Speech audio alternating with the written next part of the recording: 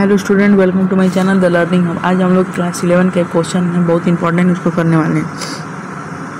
Question है, if the दो circle हैं arc of the same length, मतलब दोनों का आर्क लेंथ सेम है, तो हम मान लेंगे कि let arc length be L. ठीक है, subtended angle 60 degree and 75 degree.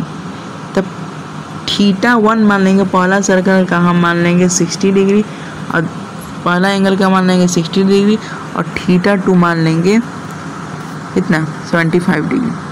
इसका मतलब है कि जैसे मान के चलो दो सर्कल हो गए, दो सर्कल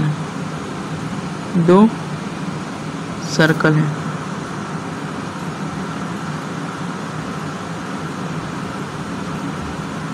ठीक है, दो सर्कल है, इसका रेडियस ये है, इसका रेडियस ये है, ठीक है, और ये तुम्हारा इसका एंगल कितना है 75 डिग्री मान लो, और इसका एंगल मान लो 60 डिग्री, इसका एंगल मान लो 60 डिग्री। और ये जो आर्क लेंथ है इसका भी एल है और इसका भी एल है, ये इसका भी एल है, इसका भी एल है, दोनों का आर्क लेंथ बराबर है। तो बोल रहा है कि find the ratio of the ready का रेशियो क्या होगा, मतलब रेडियस का जो रेडियस का रेशियो क्या होगा। चलिए, तो मान हम कर सकते हैं काम, क्या हम लोग को पता है कि एक फॉर्मूला कि थीटा इज इक्वल टू क्या होता है एल अपॉन आर। तो θ1 is equal to L upon are.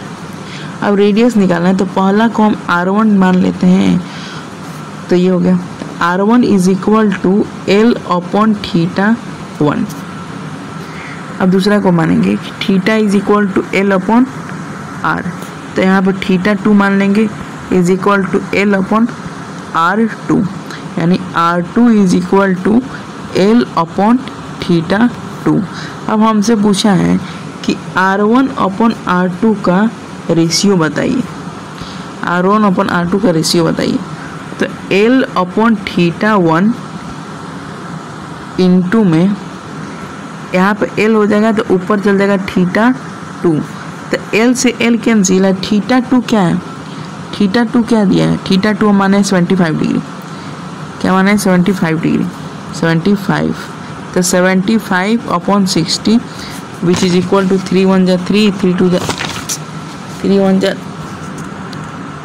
3 2 जा 6, 2 मिनट, 3 2 जा 6, 3 2 जा 6, 3 5 जा 15, 5 4 जा 20, 5 5 जा 25। तो R1 इस टू R2 का जो रेशियो है वो हो जाएगा 5:4। बहुत इंपॉर्टेंट क्वेश्चन था।